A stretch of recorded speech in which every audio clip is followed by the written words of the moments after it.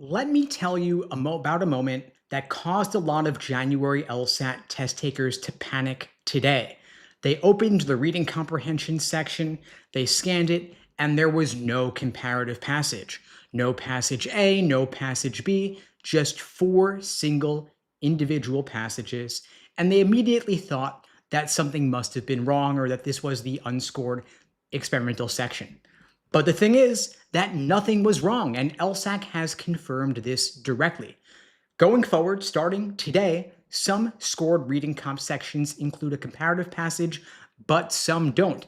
And it doesn't matter which one you get. They have the same scoring, they have the same weight, and it's still the same exam. This is not a glitch, and it is not some one-time temporary experiment. This does appear to be permanent, despite what is on LSAC's own website saying that starting with the June 2007 LSAT, there would be a comparative passage on each exam going forward. And this is unfortunate. I think that LSAC is doing real damage here with regard to the uncertainty they have created. Because if you have been studying seriously, like so many of you have been, your brain expects a pattern. You're used to seeing that one different passage, the dual or comparative passage, and you're probably already bracing for it before this section even starts. And so when it's missing, you start spiraling, you start thinking, did I skip something? Is my test broken? Do I have to flag this? And you start losing focus, and that is the trap. The LSAT doesn't punish you for not knowing the rules, it punishes you for hesitating once you do. And so let's get practical here, and hopefully this can help those of you still taking the January LSAT throughout the week or February, April, or beyond. On test day, you give yourself one quick scan just to confirm the structure of your reading comp passage. Are you going to have four single passages? You know what you're dealing with. This way, you don't go hunting for a comparative passage that isn't going to be there. Because your reading comp strategy, honestly, should never depend on the type of passage you're dealing with. Whether it's single or comparative/dual, the job is still the same. What's the author doing? How's the passage structured? What viewpoints actually matter? That never changes.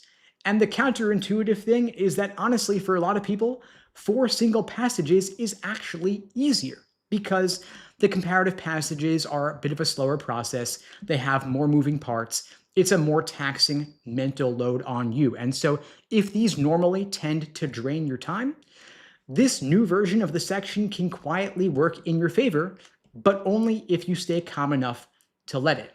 Now, of course, if comparative passages are your strength, you're fine. Strong readers will always adapt. And if they stress you out, then the new version of reading comp might help you.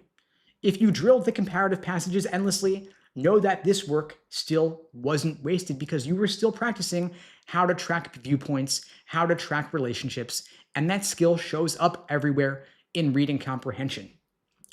Now, to zoom out for a minute, the LSAT has always undergone changes. They changed formats from paper to digital on a tablet in 2019. Then they went onto the computer in early 2020. They removed logic games in June 2024. And so the LSAT isn't just measuring reading skills, it's measuring how you respond when the format changes, when the test doesn't look the way that you expected.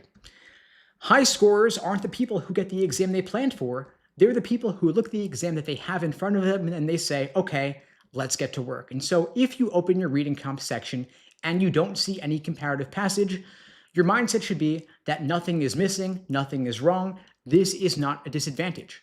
And I want you to calm down faster than everybody else. And if you can, you've already picked up some points because on this test, calm is a competitive advantage.